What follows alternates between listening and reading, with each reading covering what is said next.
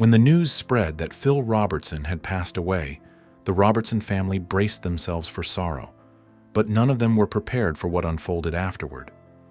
Phil had always lived loudly in principle, yet quietly in habit, and even in death, he left behind something deeply personal rather than simple. In the days after his passing, grief filled the house, but it was not the kind that arrives suddenly and leaves just as fast. It settled slowly, heavy and reflective. Phil had spent decades teaching faith, restraint, and self-reliance, and many assumed his final wishes would reflect that simplicity. Instead, his legacy revealed a man who thought deeply about the emotional weight he would leave behind. When the family gathered to hear his final instructions, the room grew still. This was not just the loss of a husband or father, it was the closing of a voice that had guided their lives for generations, now speaking one last time through carefully chosen words. A decline that came faster than expected. In the months leading up to May 2025, Phil Robertson's health declined in a way that caught even his closest family off guard. When his early-stage Alzheimer's diagnosis was shared publicly in late 2024, many believed they had years to prepare. Inside the family, however, the reality was far more difficult. The disease progressed rapidly, affecting both memory and physical strength. At first, the changes were subtle. Misplaced items, repeated stories, moments of confusion that came and went. Over time, those moments grew longer and more unsettling. Conversations became fragmented. Familiar routines required assistance. The man who once thrived outdoors, guided by instinct and discipline, now struggled to navigate everyday tasks. Despite the emotional toll, Phil remained calm. He spoke openly about death long before it approached, often telling his children not to mourn but to celebrate. Still, when the moment finally arrived, no amount of preparation could soften the ache of watching a patriarch quietly slip away. The day the house went quiet. On May 25, 2025, Phil Robertson passed away peacefully at home, surrounded by his family. He was 79 years old. The moment itself was quiet, but the impact was overwhelming. His son Jace shared the news publicly with a simple message of faith and loss, followed by words from Willie and Corey that reflected both gratitude and grief. The funeral that followed reflected Phil's values. It was private, modest, and deeply personal. There were no cameras, no speeches meant for an audience, only prayers, shared memories, and long moments of silence. Family members tried to honor Phil's longtime request not to cry, but many couldn't. The tears came anyway. Years of shared hardship, forgiveness, growth, and belief surfaced all at once. Yet the most emotional moment had not arrived. That came later, not at the gravesite, but behind closed doors, when Phil's voice returned through ink and paper, carrying intentions shaped long before illness touched his mind. The will that changed everything. The day after the funeral, the family gathered in a lawyer's office in West Monroe to hear Phil Robertson's final wishes. What they expected was a straightforward reading. What they received was deeply emotional. Phil had left handwritten letters for each family member, written before his illness advanced. The handwriting was uneven, but unmistakably his. These letters were not about money alone. They were reflections, apologies, affirmations, and guidance. His wife, Kay, was entrusted with full ownership of the family estate, a place built through decades of shared sacrifice. Each child received not only assets, but responsibility tied to who they were and what Phil believed they carried best. One letter addressed missed time, another acknowledged growth, another offered encouragement. When the final envelope was opened, the room fell silent. Tears followed, not because of wealth, but because the family realized Phil's final act was not about control. It was about preparing them to live without him. From poverty to purpose. To understand the weight of Phil Robertson's legacy, one must return to where it began. He grew up in rural Louisiana in deep poverty, where survival depended on the land. Hunting and fishing were not hobbies but necessities. That upbringing shaped his worldview, teaching discipline, resilience, and independence.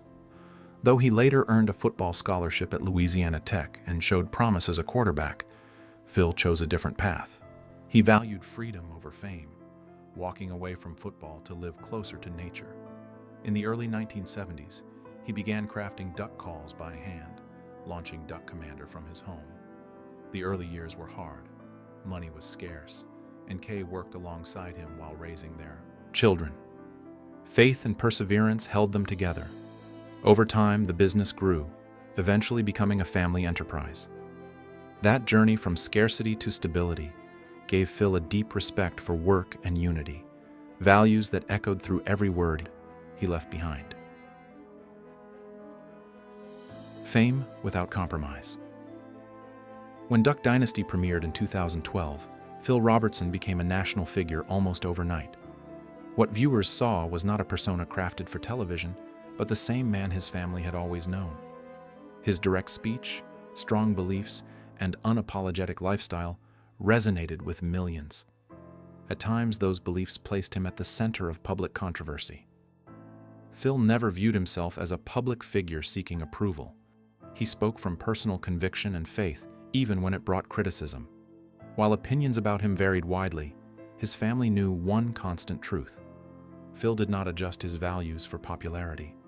Behind the scenes, fame brought pressure and fatigue, but it never altered his sense of purpose. When Duck Dynasty ended its original run in 2017, Phil returned willingly to a quieter life. The attention faded, but his influence remained. His voice continued through writing, speaking, and family conversations long after cameras stopped rolling. The man he became after failure. Before success and recognition, Phil Robertson faced years of personal struggle. In his early adulthood, he battled anger, addiction, and instability that strained his marriage and family. Kay endured those years with resilience and faith, holding their household together through uncertainty. Phil later spoke openly about that period, never excusing his behavior but acknowledging it as a time that nearly cost him everything.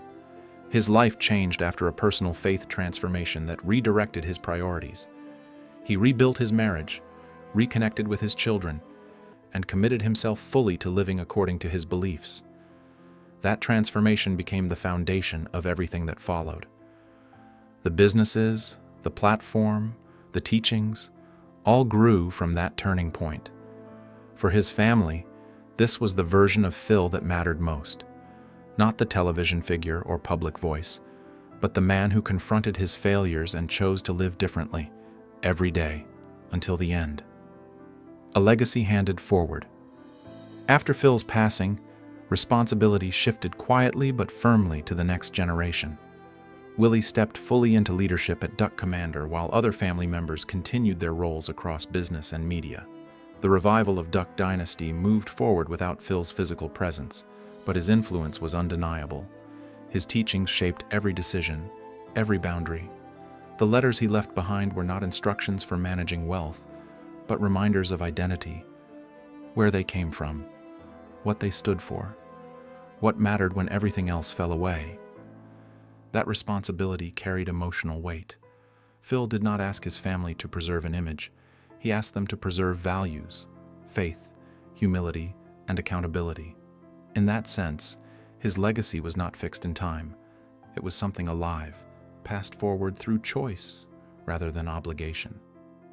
That realization brought both comfort and challenge, binding the family together in a shared purpose beyond loss. The meaning that outlasts the fortune. Phil Robertson's legacy cannot be measured by wealth, television ratings, or cultural debates. It lives instead in the quiet continuity of values passed through generations. He was a man shaped by hardship, refined by failure, and anchored by faith. His final gift to his family was not just what he left behind, but how intentionally he left it. Through handwritten words, he reminded them that love, responsibility, and belief endure beyond any public image. His passing marked the end of an era, but not the end of influence. For those who followed his life, Phil represented conviction without performance and simplicity without apology. His story remains complex, imperfect, and deeply human, and perhaps that is why it continues to resonate, not because he lived without flaws, but because he faced them honestly and chose, again and again, to live according to what he believed mattered most.